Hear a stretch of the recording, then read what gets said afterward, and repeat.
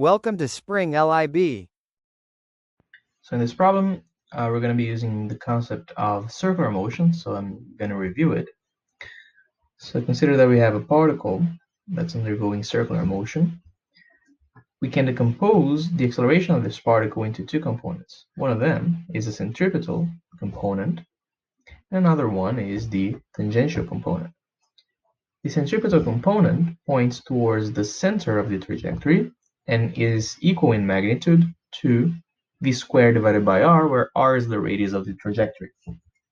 The tangential acceleration, on the other hand, is equal to the derivative of the speed with respect to t and accounts for the change in speed, while the centripetal acceleration only accounts for the change in direction of the velocity. Okay, so this is what we need in order to solve the exercise. So what we have is a ball that's attached to a cord that has a length L. The ball has a mass m, and the configuration of the system is as shown here in the picture. So we have the ball attached to the cord. The cord is making an angle of theta with the vertical, and a certain velocity of v0 is given to the ball that starts rotating around the center. And our goal is to find, actually our goal is to prove that this relation is true. So we have that the tangent of theta times the sine of theta is equal to v squared divided by gl. Actually, v0 squared divided by gl. Okay, so in order to do that, what I'm going to do is to draw a free body diagram on our ball. So consider that this here is the ball, and this is the cord. Makes an angle theta with the vertical, I'm sorry. And the forces that act on the ball are the tension that acts in the direction of the cord, and also the gravitational force that points downwards. Okay.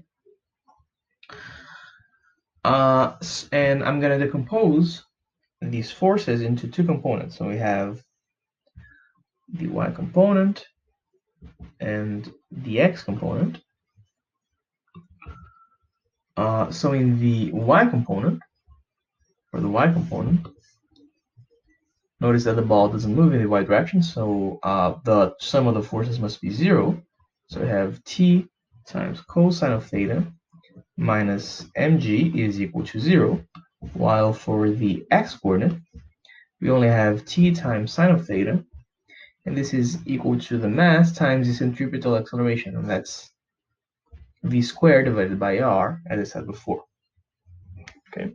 Now from the first equation, we have that t times cosine of theta is equal to mg.